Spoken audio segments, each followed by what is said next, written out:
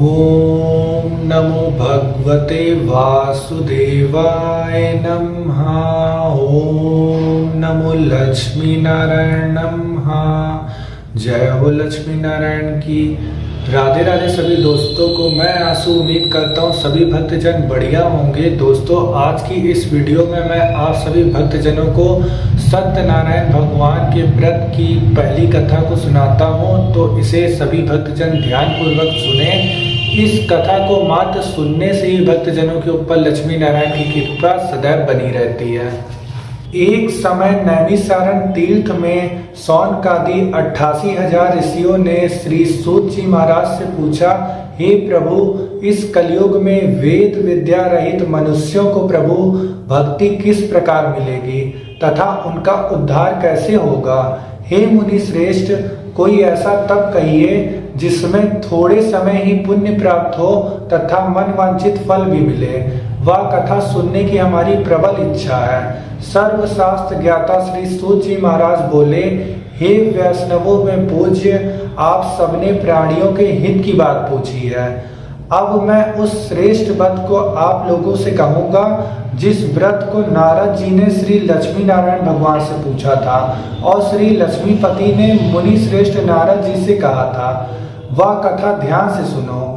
एक समय योगी राज नारद जी दूसरों के हित की इच्छा से अनेक लोगों में घूमते हुए मृत्यु लोक में आ पहुंचे। यहाँ उन्होंने योनियों में जन्मे हुए अनेक प्राणियों को, सभी मनुष्यों को अपने कर्मों द्वारा अनेक दुखों से पीड़ित देखकर विचार करने लगे कि किस यत्न के कारण निश्चय ही मानवों के दुख का नाश हो सकेगा। ऐसा मन में सोचकर भगवान नारद विष्णु लोक को गए। वहां श्वेत वर्ण और 4 भुजाओं वाले देवों के ईर्ष नारायण का, जिनके हाथों में शंख, चक्र, गदा और पद्म थे तथा वरमाला पहने हुए थे, देखकर स्तुति करने लगे। हे भगवान, आप अत्यंत शक्ति से संपूर्ण हैं। मन तथा वाणी भी आपको नहीं पा सकती। आपका आदि मध्य अंत नहीं है। निगुण स्वरूप सृष्टि के कारण भक्तों के दुखों को नष्ट करने वाले आप हैं। आपको मेरा नमस्कार है। नारद जी से इस प्रकार की स्तुति सुनकर विष्णु भगवान बोले, हे मुनि श्रेष्ठ, आपके मन में क्या है? आपका किस काम के लिए आगमन हुआ है? निसंकोच आप मुझे बताइए। तब नारद मुनि बोले, मृत्यु लोक में सब मनुष्य जो अनेक योनियों में पैदा हुए हैं, अपने अपने कर्मों के द्वारा अनेक प्रकार के दुखों से पीड़ित हैं। हे नाथ, मुझ पर दया रखते हो तो बताइए कि उस मनुष्यों के सब दुख थोड़े ही प्रयत्न से कैसे दूर हो सकते हैं। श्री भगवान जी बोले, हे नारद, मनुष्यों की भलाई के लिए तुमने बहुत ही अच्छी बात पूछी है।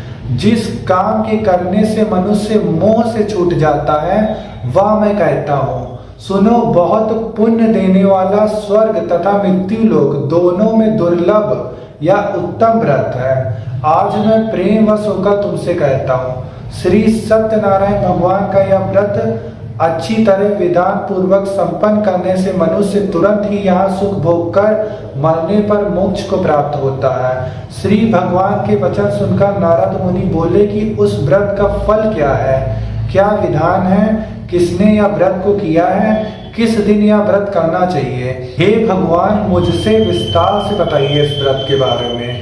भगवान बोले, दुख शोक आदि को दूर करने वाला यह व्रत सब स्थानों पर विजय प्राप्त करने वाला, भक्ति और श्रद्धा के साथ किसी भी दिन मनुष्य श्री सत्यनारायण भगवान का व्रत कर सकते हैं। शाम के समय ब्राह्मणों और बंधुओं के साथ धन परायण होकर भगवान की पूजा कर सकते हैं।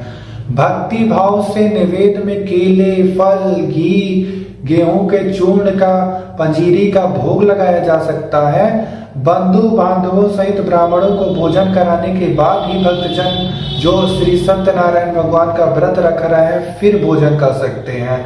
रात्रि में नृत्य गीत आदि का आयोजन कर श्री सत्यनारायण भगवान का स्मरण करता हुआ अगर भक्त समय व्यतीत करता है, इस तरह व्रत करने पर मनुष्यों की इच्छा निश्चित ही पूर्ण होती है। विशेषकर कली काल में मृत्यु लोक पर यही मोक्ष का सरल उपाय है।